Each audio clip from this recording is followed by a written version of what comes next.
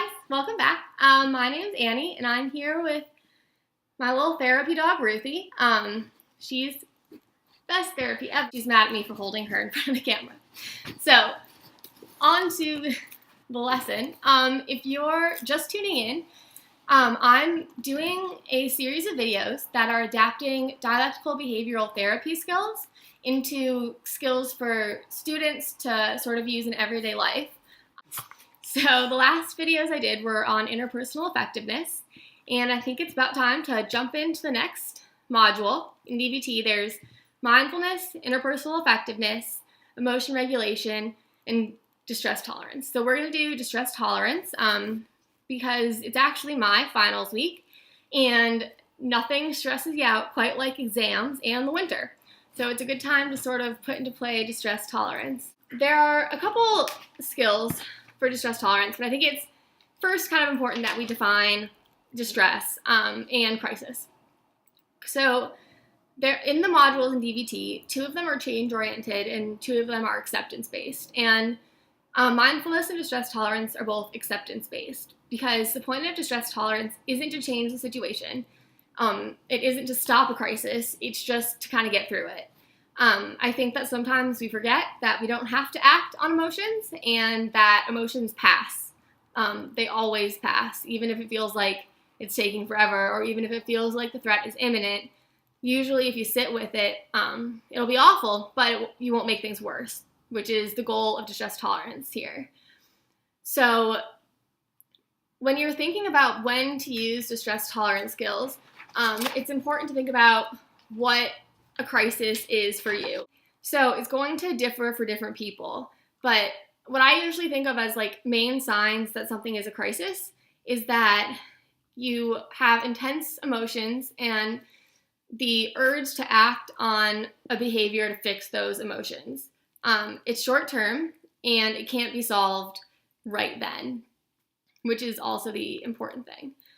Today we're going to talk about the stop skill and one more skill that I actually is my own kind of creation for people who are a little more over-controlled because I think there's a slight difference in crisis response. So the DBT skills are really great if you find yourself having intense emotions and oftentimes making things worse because of that for a perceived crisis. So if I have an exam the next day and I'd emailed the teacher earlier about giving me the notes for the exam, I might think it's a crisis, and then instead of just sitting with that, maybe I send like 70 emails and they just kind of keep getting pushier and pushier until I've insulted the teacher and made things a lot worse than if I had just waited out or even not gotten the notes to begin with. So I think that that's the kind of situation where these skills are really going to come into play. Okay, so let's talk about when specifically to use or not use like the stop skill to help resolve a crisis or sit through a crisis rather. So when it's appropriate to use these skills, again, is if there's intense pain and it can't be helped quickly, like there's not an immediate solution. If you want to act on your emotions, it'll only make things worse. If you're overwhelmed, but you still have to be functional, and I think Ruthie's saying I think this comes up a lot for like exams and things of that nature. If you're having kind of a panic attack and you don't know the answers and that feels like a crisis during an exam, that's valid, but you have to still take the exam. So you have to figure out a way to kind of regulate yourself in order to be able to be effective. And then when distress tolerance skills aren't really helpful is more like if it's a everyday problem, because that's something that's probably going to need problem solving, and if it's like chronically reoccurring, there might be some better ways to manage that. The important thing to remember about distress tolerance is it's not going to make things better necessarily. It's not going to help you kind of reach your goals. What it is going to do though is help you not sabotage yourself further. I think kind of culturally, I know especially like I'm sort of an over-controlled person, so if I have a crisis pop up, I'm like, action, we need to fix it now, and if we don't fix it now, I'm going to throw a temper tantrum. In reality, it almost always makes it worse because you're acting out of emotion mind, you're not thinking it through, and if it is a crisis, there's really not a solution right in that moment anyway. The stop skill is all about taking the space you need for a second to just kind of breathe, and then like maybe reevaluate what's happening. So the worksheet part looks like this. And the S stands for just stop. So when you feel yourself getting really worked up and when you start thinking maybe in catastrophizing, maybe you're thinking in all or nothing terms, when you start feeling like that, it's really important to take a step back. And that's what the T stands for, which is take a step back. And that's really to prevent you from acting impulsively in the moment in ways which might further hurt whatever situation you're in.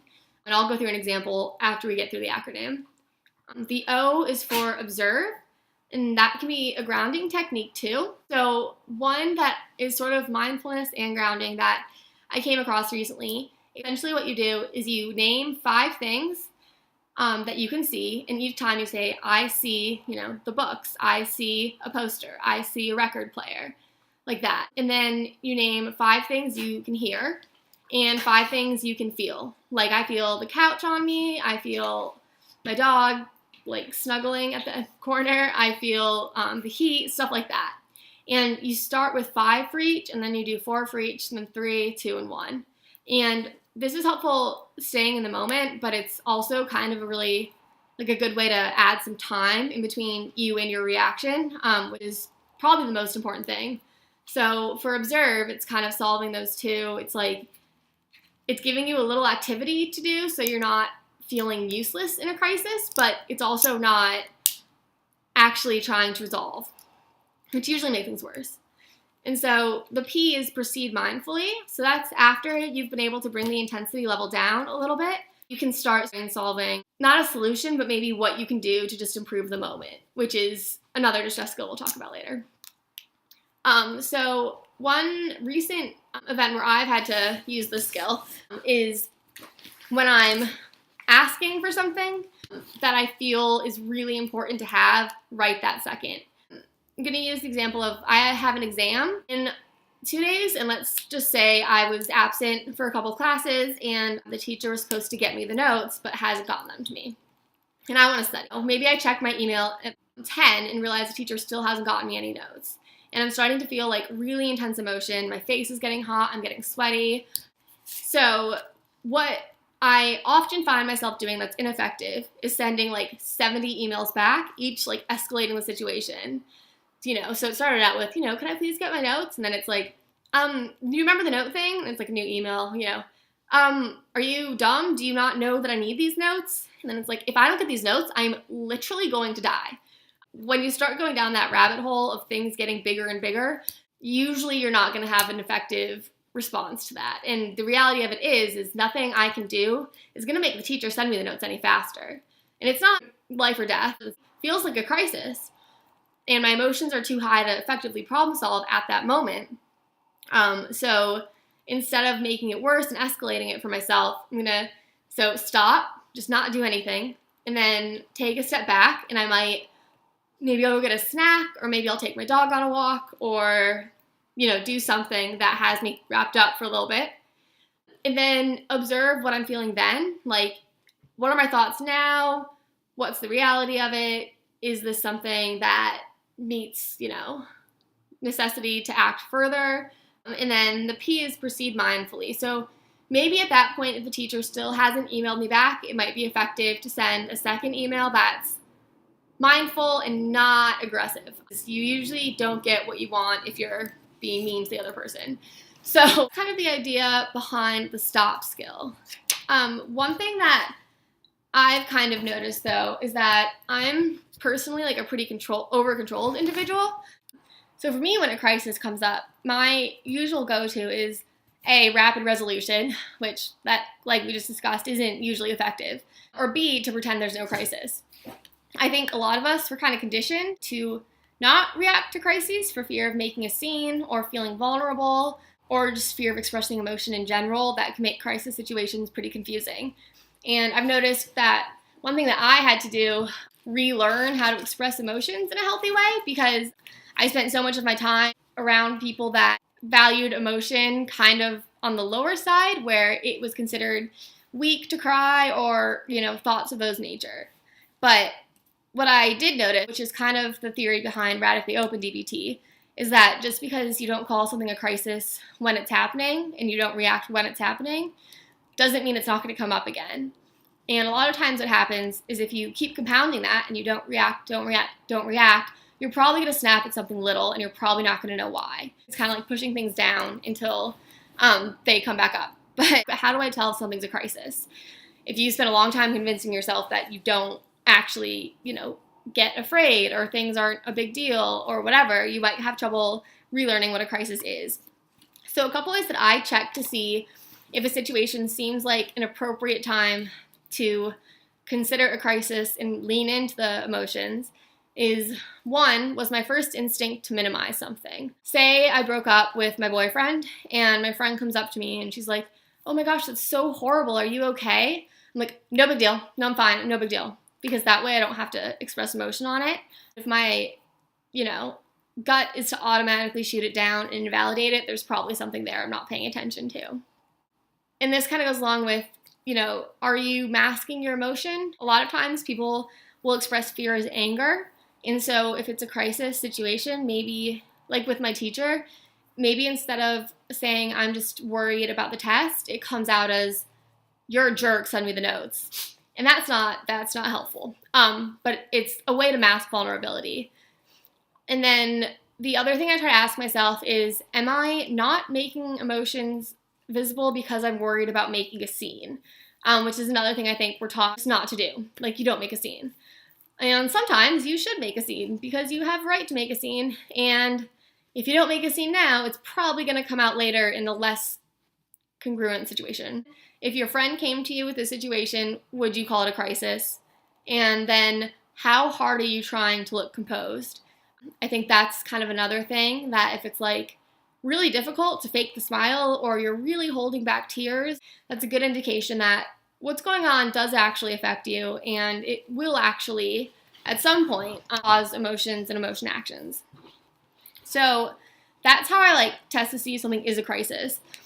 Another healthy way of doing this is doing behavior chains, which I talked about in the first video.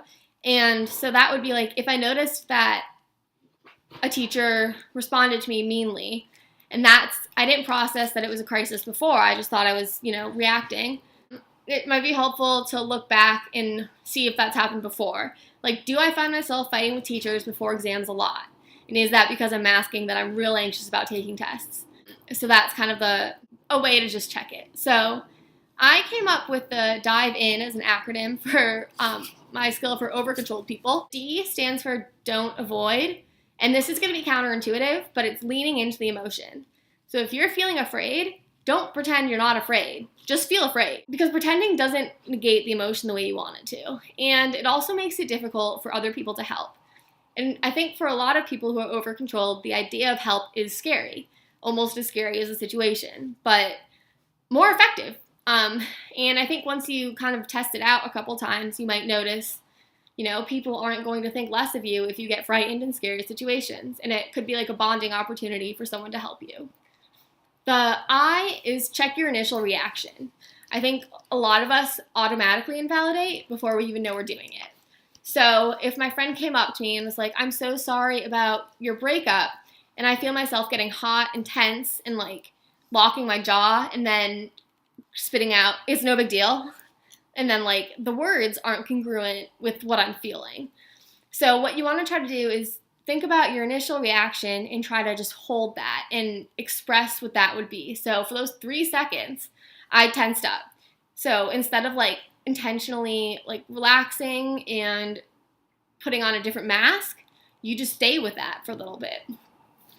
The V is for validating emotions. I think it's also difficult because we're told a lot to just suck it up.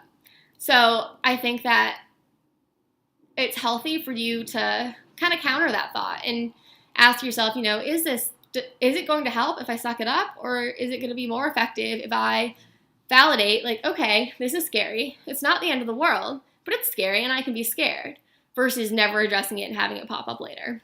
The E, I have expressed feelings with social signals, which is kind of what I was talking about, but that's, for me, the biggest thing is not hiding tears. I have a really big fear of crying in front of people, so whenever I feel myself tearing up, it's stone face. Whereas if I do let myself tear up, it sends signals to people around me that, I might like need a hug or a friend at the moment. And I think that that's a scary idea for me because I'm expressing vulnerability. I've been taught not to, but in the long run, it's a lot healthier and you have less emotional leaks. And then the in part, the I, this is sort of for after the crisis, but the I's investigate what rule you have. So for me, again, it's like crying in public is weak. So that's the rule that I have that isn't necessarily true, and I might not even know that I have it for myself, but it's like if I have continuing situations where a friend asks me how I'm doing and I get angry with them, it might be worth wondering, why am I angry? Because I'm sad and I don't want people to see that I'm sad. What rule do I have around sadness? The N in is notice the pattern, and that's what I was talking about with like if you keep having the same maybe interpersonal conflict, or every time something happens, people get confused by your reaction because it doesn't seem fitting with the situation, and you get that feedback a lot. It's worth doing a behavior chain around to see what point in the process you start denying that anything's wrong. It's the I'm fine. No, I'm fine. When it's like, you're going to be upset later? Are you going to ruminate about this for like days? Because it's healthier to just express the emotion right then and move on.